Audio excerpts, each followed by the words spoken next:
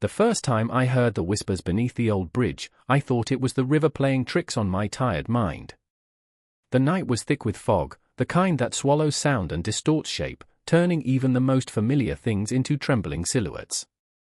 I had walked that path home countless times, but that night, the river seemed to breathe. The air was damp and cold, carrying a faint vibration that trembled against the inside of my ribs. And then, from the darkness beneath the arch, I heard it, a soft voice curling outward like a tendril of smoke, dragging my name across the water. I froze. No one knew I was out here. No one should have been under the bridge at that hour. Yet the whisper came again, gentle, coaxing, as if it already knew how close I was to stepping forward. My heartbeat pulsed in my ears, drowning out everything except that faint, familiar tone. It wasn't a stranger's voice. It wasn't even a ghostly murmur.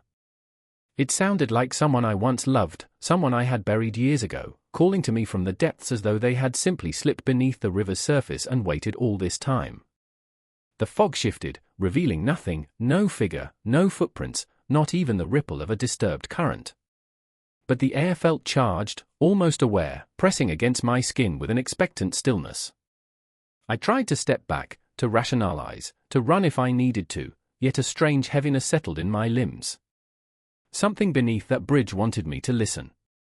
And against every instinct clawing up my spine, I found myself leaning closer, drawn by a pull that felt both terrifying and impossibly intimate. Then the whisper stopped.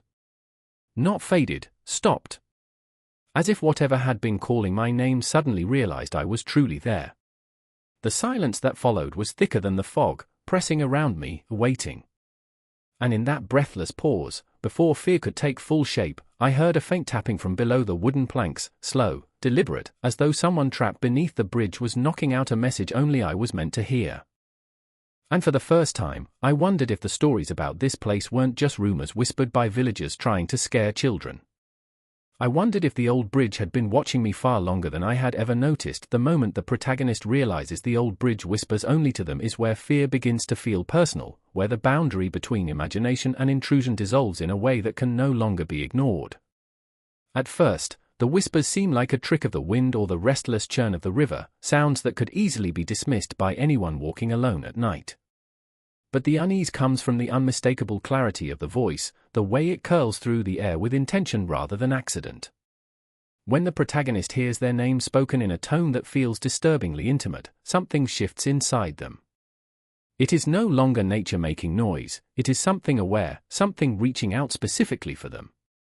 This realization burrows deep into their thoughts, unsettling the very ground of their rationality. They begin to question why the bridge would choose them, why it would know their name, why its voice sounds like someone they once loved. The voice doesn't echo like a ghostly wail, nor does it rumble like the riverbed. It whispers with familiarity, weaving nostalgia with dread, tugging at memories the protagonist thought were long buried. The whispers do not repeat themselves to others, nor do they appear in recordings or traces. They exist only in the thin space between the protagonist and the bridge, as though the structure has learned their rhythms, their secrets, their vulnerabilities. The protagonist feels watched, not in the way one feels a passing gaze, but with the heavy awareness of something ancient leaning close, listening, waiting.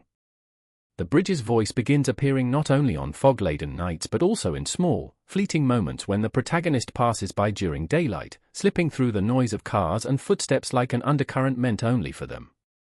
This selective haunting creates a suffocating sense of chosen isolation.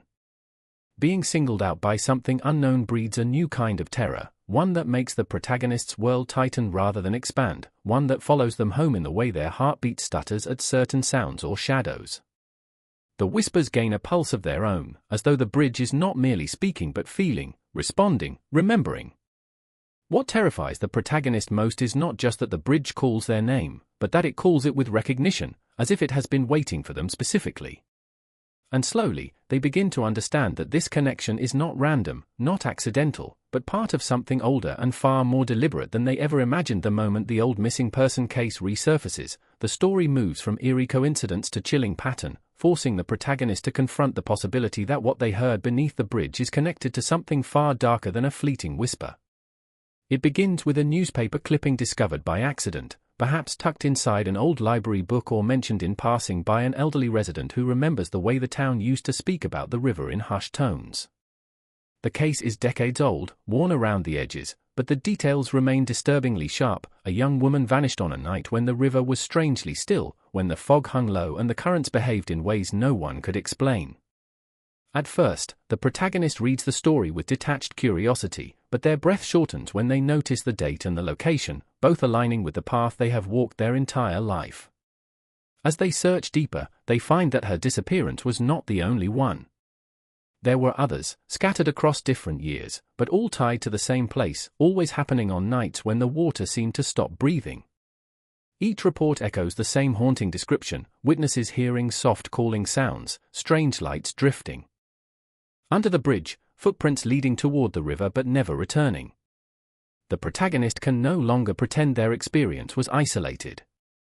A cold realization spreads through them as they piece together that the whispers they heard follow a pattern that spans generations.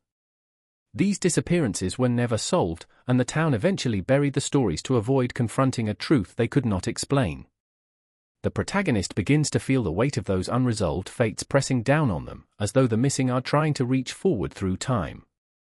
Every detail they uncover tightens the connection between themselves and the bridge, making them question whether the voice calling their name was echoing through a crack in time, a remnant of those who once stood where they now stand.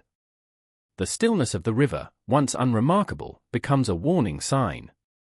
The protagonist starts noticing when the currents feel wrong, when the surface lies too flat, when the wind dies in a way that feels deliberate. They sense the bridge watching, waiting, repeating its cycle with an eerie patience. And as the pattern of past disappearances aligns with their own experience, they feel a chilling certainty forming inside them: whatever happened to those who vanished is not finished, and the reason the whisper knew their name may lie tied to those who were taken before them. The discovery of the hidden chamber beneath the bridge marks the moment when the protagonist steps from fear into revelation, crossing a threshold that feels irreversible the moment their fingers brush against the cold stone walls. It begins with a sensation rather than a sight, an odd draft rising through the cracks between the wooden planks, carrying with it an earthy scent of damp soil and something older, something that feels like forgotten breath. The protagonist follows the source, pushing aside tangled reeds and leaning over the ledge where the river narrows just enough to expose a sliver of darkness beneath the structure. What they expect to find is a hollow space carved naturally by water and erosion, but what waits below is far too deliberate in shape and too careful in its concealment. As they descend, using the exposed stones as footholds, a faint glow appears from within, not bright enough to illuminate but just enough to reveal edges and curves that have no place in nature.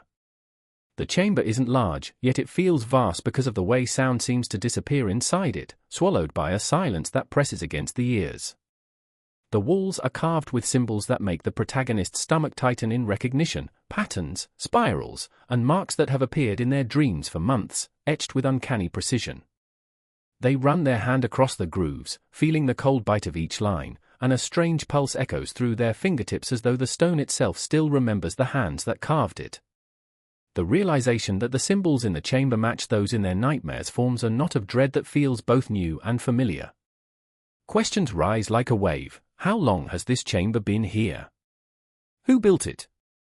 Why do the markings feel like memories rather than discoveries? In the center of the chamber lies a shallow depression, almost like an altar, filled with water that reflects no light, a pool so still it appears frozen. When the protagonist leans closer, they see not their reflection but the faint shimmer of another face, blurred and watching as though trapped beneath the surface. A whisper curls through the chamber, softer than breath, and this time it does not call their name but speaks in sounds that match the rhythm of the carved symbols.